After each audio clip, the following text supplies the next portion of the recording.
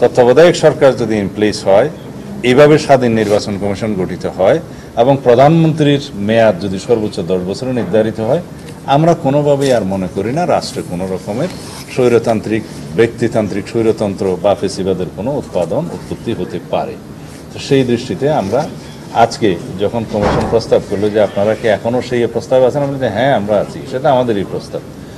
তো সেইটাও আজকে হয়তো আপনাদেরকে জানাতে পারে যে ঐকমত্য কমিশন যে প্রধানমন্ত্রীর মেয়াদ যতবারই হোক, যত মেয়াদেই হোক, সর্বোচ্চ 10 বছরের বেশি কোনো ব্যক্তি প্রধানমন্ত্রীর পদে থাকতে পারবেন না। এটা একটা অগ্রগতি। আর এরপরে আরেকটা বিষয় হচ্ছে নারী আসন নিয়ে, সেটা এখন আলোচনা চলছে।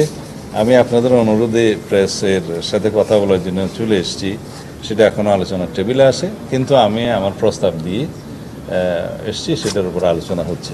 প্রস্তাবটা হচ্ছে আমাদের দলীয় বিবেচনায়, যেটা আমরা আমাদের প্রস্তাবটা দিয়েছিলাম কমিশনের কাছে, আপনারা সবাই জানেন, সেটা বিদ্যমান 50 আসন যেটা সংরক্ষিত মহিলা আসন আছে, নারী আসন, তা বৃদ্ধি করে 100-তে উন্নীত করা, কিন্তু নির্বাচন প্রক্রিয়া আগের মতোই আসনের অনুপাতে হওয়া, সেটা ছিল আমাদের প্রস্তাব।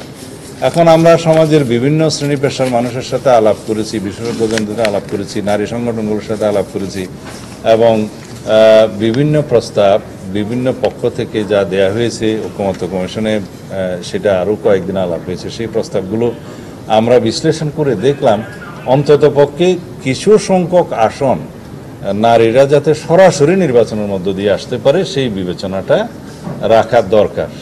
তো সেই জন্য আমরা আজকে প্রস্তাব করেছি, যেহেতু নারী সমাজ এখনও সেই পর্যায়ে আমার বাংলাদেশে উন্নীত হয় নাই যেখানে সবগুলো আসনে সরাসরি নির্বাচন করে প্রতিদ্বন্দ্বিতা করার মতো।